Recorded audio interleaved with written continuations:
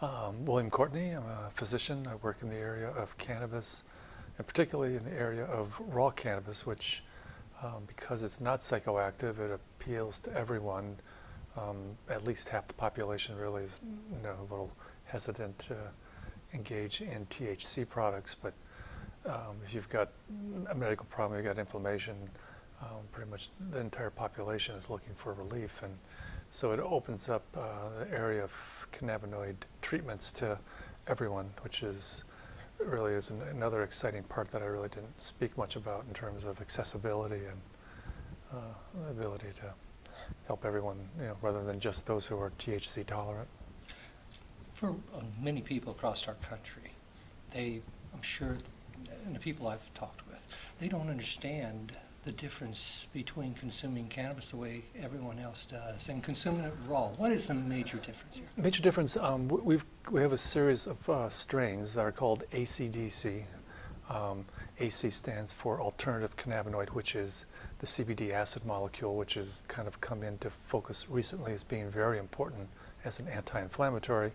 And DC stands for dietary cannabis. And then the humorous part, which appears to be an important part of naming cannabis plants, is it kind of goes both ways. If you do heat it, then your dose limit's around 10 milligrams. And if you don't heat it, if it's raw, then your dose limit is 1 to 2,000 milligrams.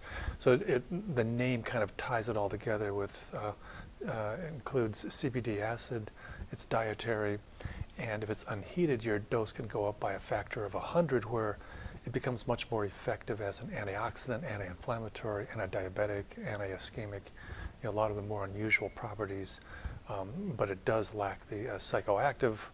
Like I said, for many people, the lack of psychoactivity is actually a benefit. Some people don't like it at all. Some people don't mind it a little bit in the evening, but now you've got a way to use the plant when you get up in the morning and while you're driving and around the clock without having any side effects that compromise your safety or well-being. So essentially you're saying the process of heating, which is what most people think about whenever they're consuming cannabis, actually changes the cannabis, doesn't it? Cannabis is the poster child for raw food. Eaten raw, in any way, is salad, blended juice, as long as it's unheated, it has phenomenal properties.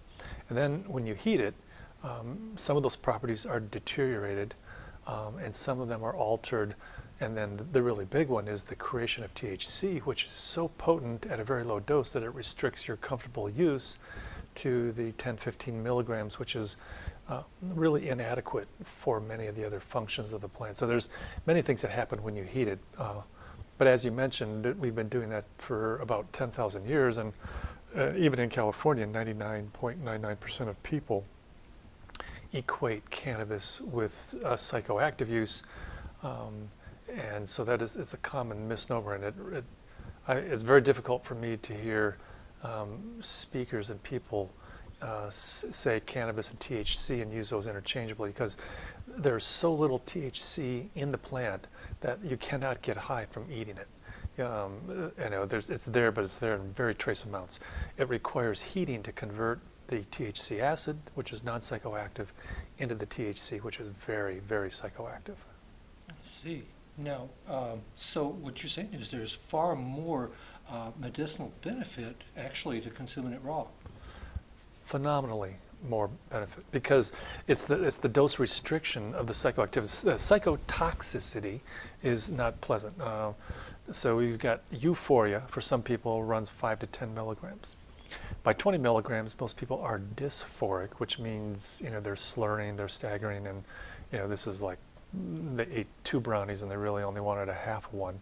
And then psychotoxicity is when you eat 5 or 6 or 7 brownies and all of a sudden they all catch up, and then you're really uncomfortable for several days. But it's that intolerable toxicity that really constrains people's use of cannabis. And most folks have overdosed once. Few folks overdose twice. I mean, the first time was unpleasant enough that they're not going to overindulge in cookies or brownies, and it's the baked goods where you can consume more than you want and you won't know about it for an hour or two.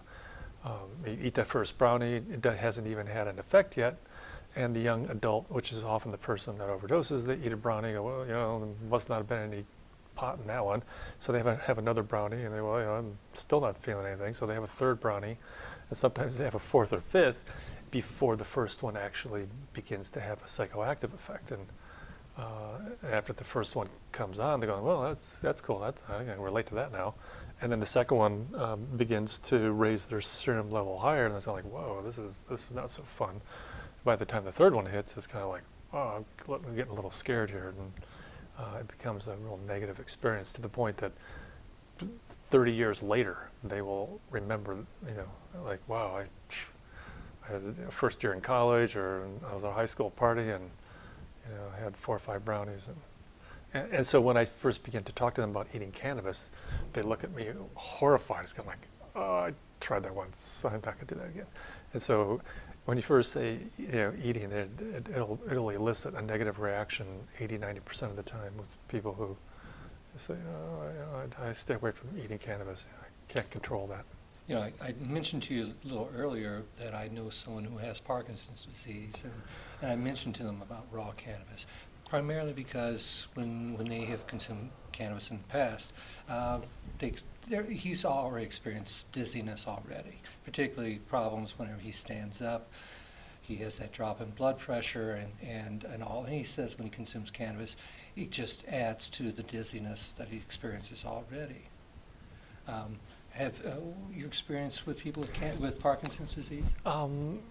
The raw there's the THC that can make the heart race and produce vascular changes and produces the anxiety that, and in intermediate to advanced Parkinson's, there can be some thought disorder issues that come up. And so the first approval of CBD by the Food and Drug Administration was as an investigative new drug in psychosis related to Parkinson's. That was the first federal kind of, since the 1990s, the first additional use. And so they're not giving those folks THC, but CBD, which is an antipsychotic and an anti-anxiety, and at other levels an antidepressant. So it can help support from that aspect.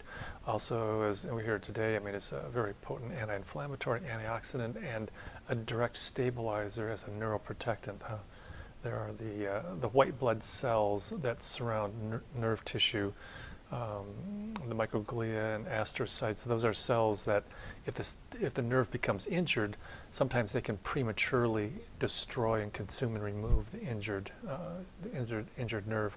And one of the things that CBD does is it stabilizes so that there can be a better chance of recovery, and 2, it dampens down the microglial reaction, allowing that injured cell the time that it needs to recover. So, as well as being an anti-inflammatory. So there are multiple effects that come into play with the chronic neurodegenerative conditions, and those pretty much include Alzheimer's and Huntington's, as well as Parkinson's, and as well as traumatic events which produce intracranial injuries. For someone with an illness such as that, how would they consume cannabis raw? The cannabinoids are fat soluble, so at this point we're trying to encourage people to put the cannabinoids into a drink that has a lot of fat content. Something that has like yogurt or ice cream, or has coconut milk or hemp milk. Anything that, as you increase the fat content, then the cannabinoids can dissolve into that fat, which will elevate the amount that you can have per milliliter of juice. And so that can be helpful. Flavor is just critical. If the flavor is unacceptable, then compliance will never occur. For one reason or another, the whole trial will fail quickly if flavor is not openly discussed, addressed, and remediated. You've got to find a way that they feel that that's an enjoyable part, because you're asking them to do something kind of all day long, and if it's bitter, acrid, or whatever, it'll, it's like a hearing aid. If you stick a hearing aid in and it amplifies loud scrambled noises, you're going to lose a lot of hearing aids.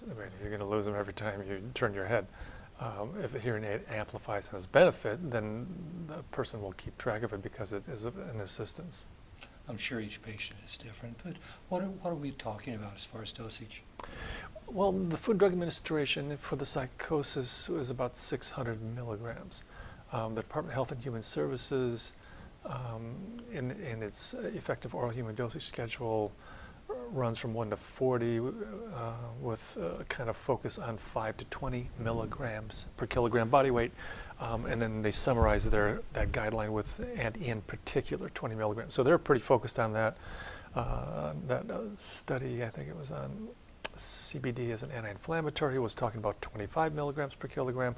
So there's a range between the FDA dose, which is probably in the 6 to 7 to lower milligrams per kilogram, through the Department of Health and Human Services that moves it up to a higher dose level, 1,000 milligrams a day to 1,500 milligrams a day, in order to attain that 20 milligram per kilogram schedule that they kind of recommend.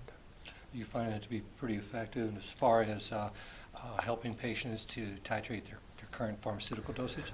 You mean other medicines they're taking? I find a phenomenal number of people that are able to slowly wean themselves off of a lot of Western medicine. The one child I was talking about today that had the Dravet had been on very high dose Topamax, and it took them about 4 months because the side effects were pretty serious. But they just kind of kept cutting back, and they now have, after I think it was 4 months, they completely got off a medicine that they'd been on for 4 years. And when they were on that medicine, they were having hundreds of seizures a day. And now that they're off that and using these CBD tinctures, sometimes they're going 2 and 3 and 4 days without a seizure. You said CBD tinctures? Yeah, tinctures in this case. I was involved kind of in securing the plant, and a woman was preparing the product, and the tinctures, kids are going to have a harder time with flavor and taste.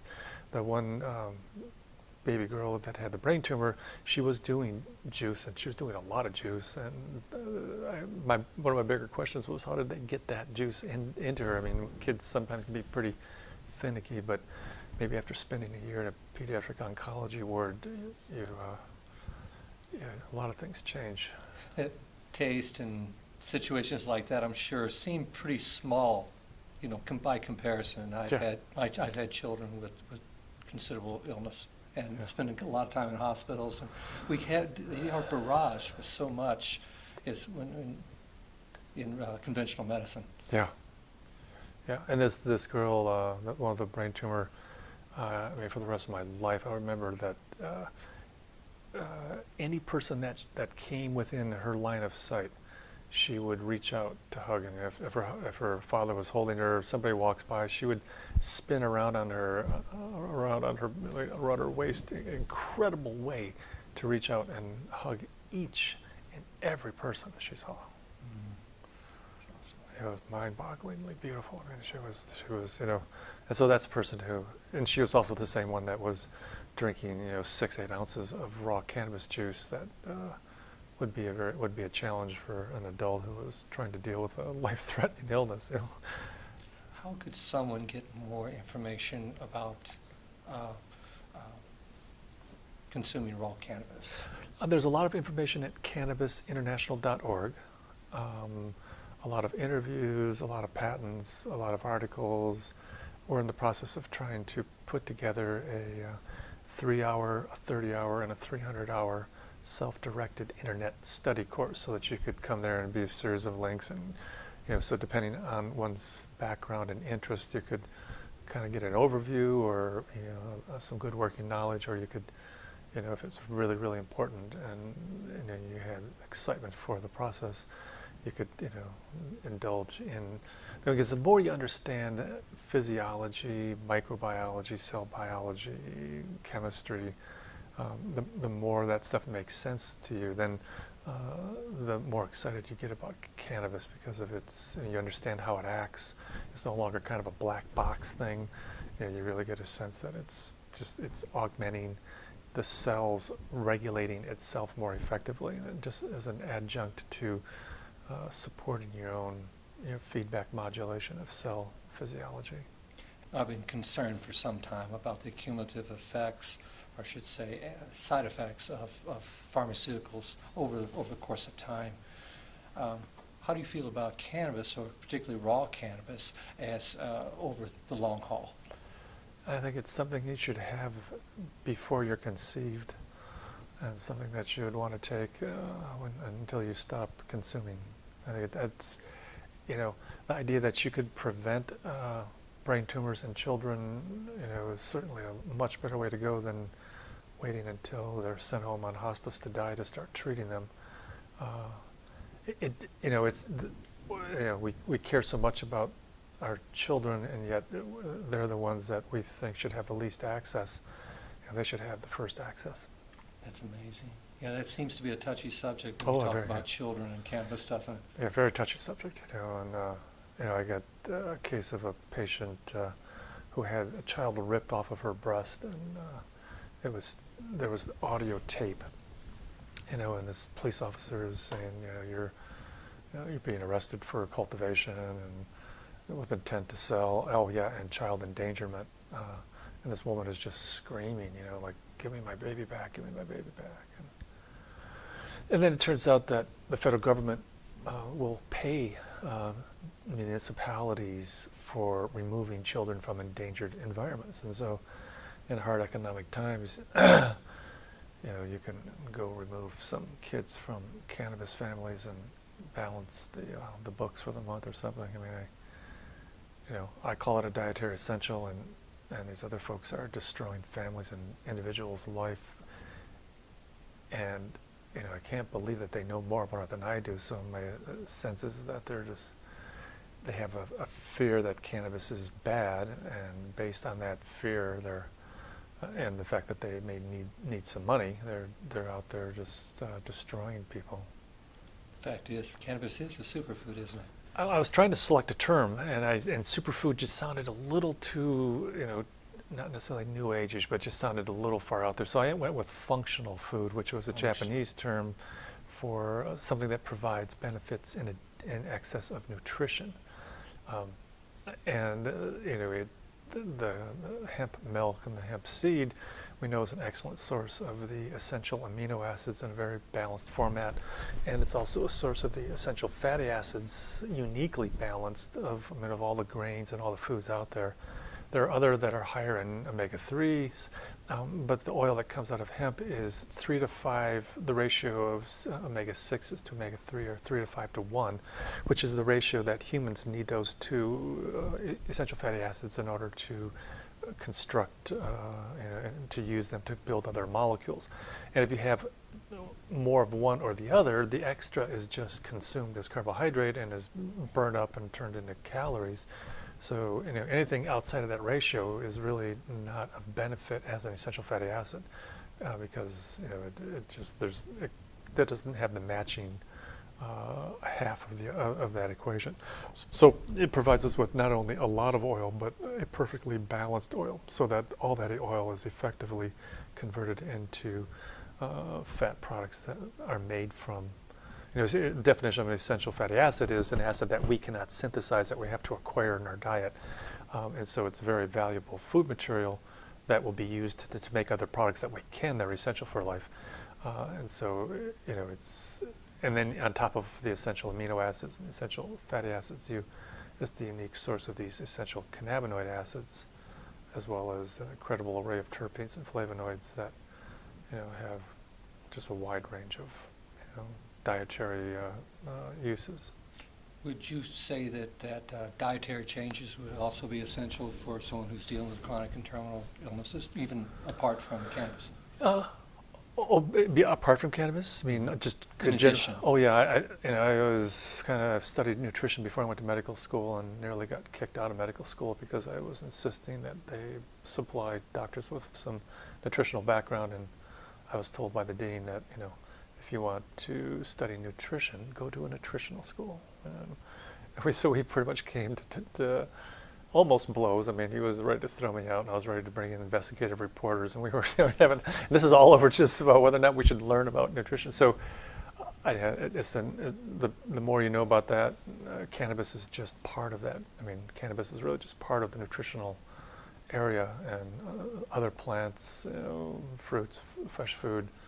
There was a book one time whose bottom line was, if it doesn't look like food, don't eat it. And if you could live by that guideline, you would be you do amazingly well in terms of maintaining health and supporting your body. It's when you eat stuff that's in boxes and cans and plastic bags that we get ourselves into lots of trouble. Not much for nutrition there, is there? Well, there's chemicals, and it's processed, and it fills you up, and so you don't really have appetite for other things, and so it's a poor substitute for something that looks like an apple or a carrot, or something that looks like food. You get full on potato chips or Hostess Twinkies or something, then you don't eat anything else. You get those empty calories.